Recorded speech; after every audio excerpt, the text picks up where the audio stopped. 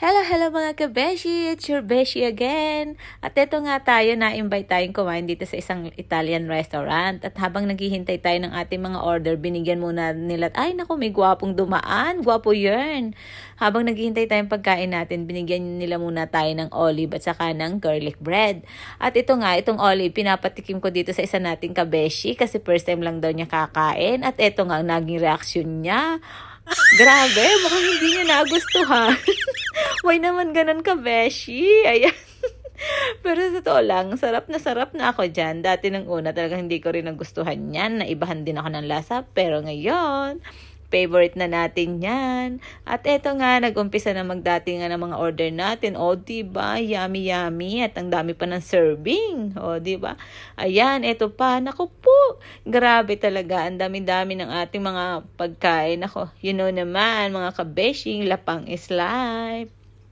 At yan nga tayo, hindi tayo makanda ugaga sa dyan, ay may pogi na naman, may gwapong dumadaan lagi, basta mapadaan ng camera, laging nakasmile, gwapo yun.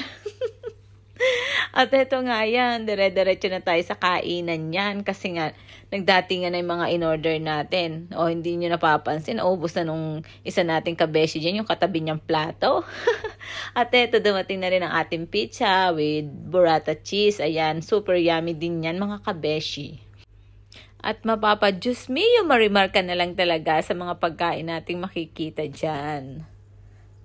Pag hindi ka naman talaga nabusog dyan, parang ating lahat ng in-order yata, super mga high carbs. Ayan, diba?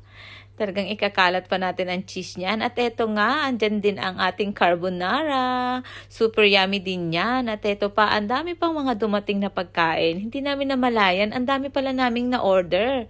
Pero, naku po, sa huli, halos maubos din namin lahat yan. Diba? Ang dami. Alam nyo naman, paglapang is life. Basta may pagkain, yummy yummy, kain tayo. Yan, kita nyo naman, risotto. Super yummy din yan, mga kabeshi. At eto nga, ang beshi nyo, hindi na kasi super busog na talaga siya dyan. Parang gusto na lang tumulog dyan sa tabi.